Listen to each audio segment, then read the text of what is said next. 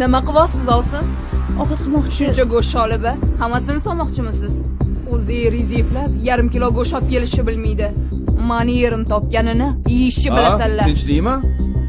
Kenayi, yana nima baloni boshlayapsiz? Ko'rmaysizmi dadasi? Bular tejashni ham bilmaydi. Qachongacha sizni topganingizni yeyishadi?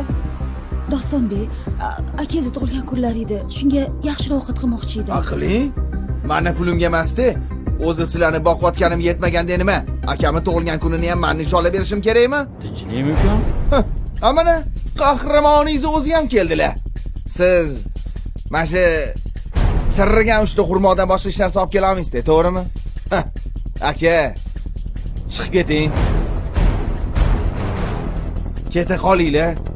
Hammamiz tinch yashaymiz. Alohida chiqsangiz hammamizga yaxshi bo'ladi, aka. Xo'p. Faqat bir oyda O'g'il bola bo'ling, aka. onasi Labbi, narsalaringni yig'ishtir. qatga ham chiqamiz. Yig'ishtir dedim. Ketamiz. Qaqqa? Ha, o'zing chiqib ket deding-ku. Ha, chiqib keting.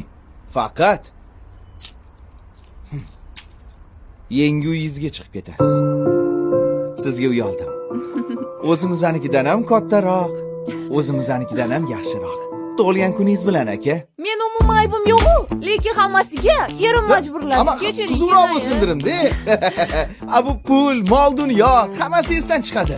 Lekin ota-onamiz aytganlaridek, oqibatimiz yo'qolmasin, akajon. O'zimizga boshingga kelsa kulfat, Vo, akang ukang bo'larkan eng zo'r ulfat. qadri baland mehribon ekan, ishongan